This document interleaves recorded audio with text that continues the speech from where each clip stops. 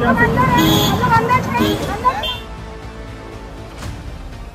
देखा आप लोगों ने किस तरीके से ये लोग हमें शूट करने से रोकते हैं। मेरा माइक छीना जाता है, कैमरा लेने की कोशिश की जाती है।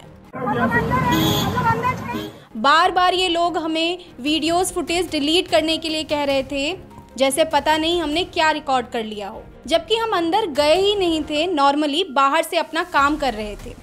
लेकिन अचानक से ये लोग आते हैं, पहले परमिशन को लेकर बहस करते हैं और जब हम वीडियोस फुटेज डिलीट करने से मना कर देते हैं तब इन लोगों की दूसरी डिमांड शुरू हो जाती है। वीडियो में ये जो शख्स आपको बहस करते हुए दिख रहे हैं, स्पेशली इनका कहना था कि ये डिसाइड करेंगे मेरी टीम क्या शूट करेगी, क्या दिखाएगी, क्या इन्फॉर्मेशन ऐड करेगी। मेरी कोशिश सिर्फ ये है कि जो जैसा है हम वैसा ही दिखाएं।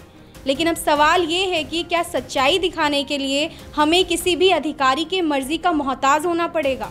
हमारा काम सच दिखाना है और हम इस काम को पूरी जिम्मेदारी से निभाते रहेंगे, ना कि किसी के दबाव में आकर उनकी मर्जी से अपना काम करेंगे। तो देखिए हमारी इस पूरी रिपोर्ट को।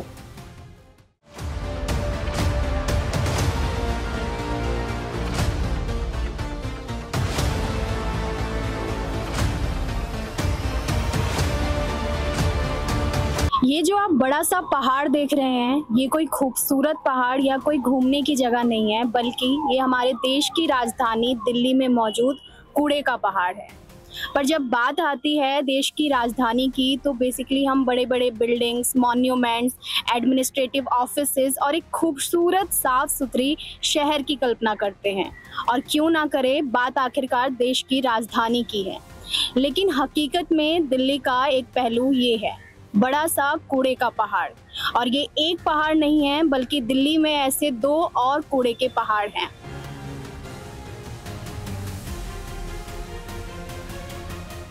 नमस्कार, मैं हूं वर्षा और आप देख रहे हैं न्यूज़ पल।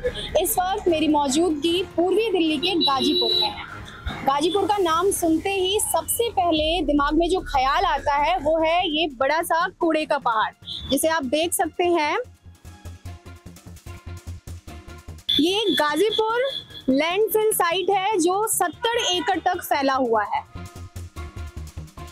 ये जो यहाँ मौजूद आप तमाम गाड़ियाँ, ट्रक देख रहे हैं, ये दिल्ली नगर निगम की है, जो दिल्ली से रोजाना लाखों हजारों टन कचरा लाके यहाँ गाजीपुर लैंडफिल में फेंका जाता है। इस लैंडफिल डंपिंग साइट को 1984 में स्थापित किया गया था ताकि दिल्ली में वेस्ट मैनेजमेंट सही हो सके।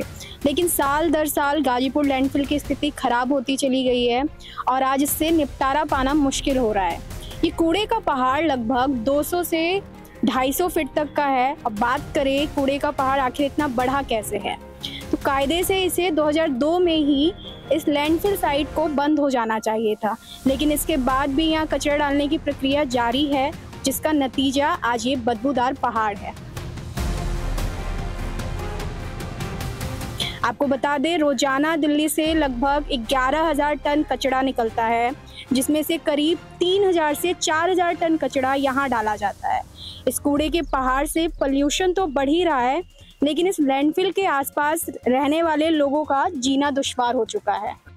यहाँ जो आसपास लोग रहते हैं, हमने उनसे जुड़ने की कोशिश की है। छोटे छोटे बच्चों ने भी इस कूड़े के पहाड़ से होने वाले दिक्कतों के बारे में बताया है। चलिए जानते हैं। अभी यह सामने आपको ये बड़ा सा ये दिख रहा है, ये क्या है, इसके बारे में बताओगे थोड़ा? ये यहाँ पर सब लोग कूड़ा फेंकते हैं ना, तो ये खटता है बड़ा सा। क्या क्या दिक्कत होती है इससे? जब भी बारिश होती है ना तो एकदम महक आता रहता है, बहुत स्मेल आती है। क्या फिर आप लोग क्या करते हो, कैसे इस चीज़ से हो करते हो? घर बंद कर लेते हैं, मम्मा गेट बंद कर लेते हैं। क्या लग रहा है, कभी ये कूड़े का पहाड़ खत्म हो पाएगा? नहीं। क्यों, ऐसा क्यों लगता है आपको? यहाँ पर रोज सब लोग कूड़ा फेंकने आता है, ये कभी खत्म नहीं होता। तो इसमें किसकी गलती है, कूड़ा कौन फेंकता है? यहाँ पर सब लोग कूड़ा फेंकते हैं उसके ऊपर। ये खट्टा है यहाँ पे ना, पहले ना ये पूरा सही था, पर यहाँ पे ना सब लोग कूड़ा डालने लग गए थे, तो इसकी वजह से ये बहुत ऊंचा हो गया। ये बहुत सालों से बना हुआ है, पहले तो ये गिर गया था, पर ये दोबारा से बना है। इसकी वजह से हमें स्मेल भी आती है बहुत, और बहुत कुछ होता है, इससे स्मेल भी आती है, प्रदूषण भी आती है बहुत। सामने से मच्छर आता है, किसी को डेंगू हुआ है, किसी को मलेरिया, ये सब हुआ है। बहुत ज़्यादा बदबू भी आती है और प्रदूषण भी फैलता है। आंखों में जलन वगैरह भी होती है उससे। यस। इन मासूम बच्चों को भी ऐसा लगता है ये कूड़े का पहाड़ कभी ख़त्म नहीं हो सकता। दिन रात काम होते हुए तो यहाँ दिखता है, लेकिन ये पहाड़ कम नहीं हो रहा है। शुरू में आए थे तो जरा सा था ये, अब धीरे धीरे देख कर कितना बड़ा रूप कर लिया इसने। इसकी इतनी बदबू आती है, उधर से कम हुआ है, इधर बढ़ गया। मच्छर ज्यादा है, सबसे बड़ा मच्छर बहुत है। कोई सफाई करने के लिए नहीं आता, ना कोई दवाई छिड़कने के लिए आता है यहाँ पर। वो तो जिंदगी में नहीं करेगा, जब शिक्षा 2 बार और आ जाए। ये हमारे ही सामने कूड़ा गिरना इकट्ठा होया है, इतना बड़ा हो गया, कोई सुनता ही नहीं है। जब आप लोग आए थे तब कैसा था यहाँ?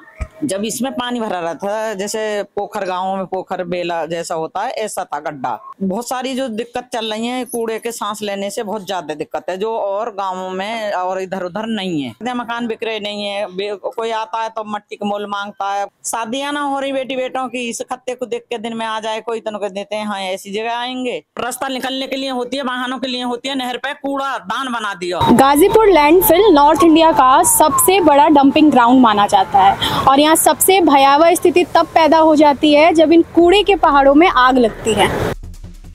पिछले साल 21 अप्रैल 2024 को यहाँ भयंकर आग लगी थी, जिससे कई किलोमीटर तक जहरीला धुआं फैला, जिससे लोगों को सांस लेने में दिक्कत, गले में जलन और कई दिक्कतें हुई।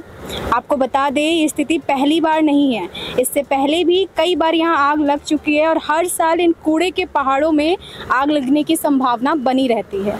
इस कूड़े के पहाड़ पर जब आग लगती है तो इस पर कंट्रोल करना मुश्किल होता है, इस पर काबू पाने में समय लगता है, जिससे सबसे ज़्यादा सफ़र यहाँ के लोगों को ही करना पड़ता है। उनका उद्देश्य एक है, गरीब को जो है गरीबी को मत हटाओ, गरीब को हटाओ। ये सब जो है पब्लिक को गुमराह करने की एक साजिश है। कोई नहीं आता कूड़ा रहा है यहाँ। मैं आई थी यहाँ पे ब्याह के, तो इतनी बदबू आती थी, यहाँ पे इतनी बदबू आती है। अब जो 9 साल भाई सूंघते जैसे ये लोग अब एडजस्ट हो गया, जब मैंने भी एडजस्ट कर लिया। सोना दुश्वार हो जाता था। मैं गंदगी बहुत है मोहल्ला कॉलोनी। सब एक थाली के चट्टे बट्टी है, सरकार ये कुछ नहीं कर रही। सरकार ये बेचारे रेडी पटली वाले को बुरा हाल कर रखा है, रेडी पटली वालों ने। दिल्ली में सरकार बदलती रहती है, लेकिन यहाँ स्थिति आज भी वैसी ही बनी हुई है। गाजीपुर लैंडफिल की तरह ही दिल्ली में 2 और ओखला और भलसवा लैंडफिल भी डंपिंग साइट्स हैं, जिसकी स्थिति भी कुछ ऐसे ही देखने को मिलेगी आप लोगों को। सरकार इन लैंडफिल्स को समतल करने के लिए समय सीमा तो ज़रूर तय करती है, लेकिन मुकाम पर आज तक नहीं पहुंच पा रही। दिल्ली नगर निगम ने 2028 तक का समय लिया है और इससे पहले भी फरवरी 2021 में निगम द्वारा एनजीटी में दिए गए रिपोर्ट्स के अनुसार गाजीपुर लैंडफिल को सितंबर 2024 तक समाप्त हो जाना चाहिए था। इसके बाद 2026 की समय सीमा तय की गई और अब 2028 तक का टारगेट लिया गया है। अब देखना ये होगा कि 2028 में ये लैंडफिल समाप्त होता है या नहीं होता है। में से बदबू आती है। बदबू आती है। हाँ। मैं या तो नीचे चला जाता हूँ या तो खिड़की बंद कर लेता हूँ। पहले खत्म नहीं हुआ, अब भी नहीं होगा। अब भी नहीं हो पाएगा। वो तो बदबू आती है। बदबू आती है। अभी आ रही है बदबू? नहीं, अभी नहीं आ रही है। नहीं। लोग कहीं ना कहीं यहाँ रहने के लिए मजबूर हैं। जिनके अपने मकान हैं, उनका कहना है कि वो अपना मकान बेचना चाहते हैं, लेकिन कस्टमर नहीं मिलते हैं, किराएदार नहीं आते हैं यहाँ। जाहिर सी बात है, कोई ऐसी जगह आकर क्यों रहना चाहेगा। इस पहाड़ की वजह से यहाँ के लोगों की शादियाँ होना मुश्किल हो रही हैं। रिश्तेदारों को बुलाने में लोगों को शर्म आती है। यहाँ हर किसी को कोई ना कोई बीमारी ज़रूर है। इस बदबूदार पहाड़ के कारण ये जगह कहीं ना कहीं बीमारियों का घर बन चुका है। लोगों को बिल्कुल भी उम्मीद नहीं है कि ये कूड़े का पहाड़ कभी ख़त्म भी हो पाएगा। ऐसा लग रहा है अब यहाँ के लोगों ने हालातों से समझौता कर लिया है। तो ये है देश की राजधानी दिल्ली का सबसे टॉक्सिक, बदबूदार और कुतुब मीनार जितना ऊंचा पहाड़, जहां हमारा खड़े होना 1 मिनट भी मुश्किल हो रहा है। तो वहीं यहाँ के आसपास के लोग यहाँ कई सालों से रह रहे हैं, या यूँ कह लीजिए रहने के लिए मजबूर हैं। गाजीपुर लैंडफिल साइट दिल्ली वासियों के लिए और पर्यावरण के लिए बहुत ही बड़ी समस्या है और आज भी बना हुआ है। 2028 तक भले इसे समतल करने का टारगेट किया गया है, लेकिन इसे पूरा किया जाता है या नहीं, इस पर अभी कुछ भी नहीं कहा जा सकता।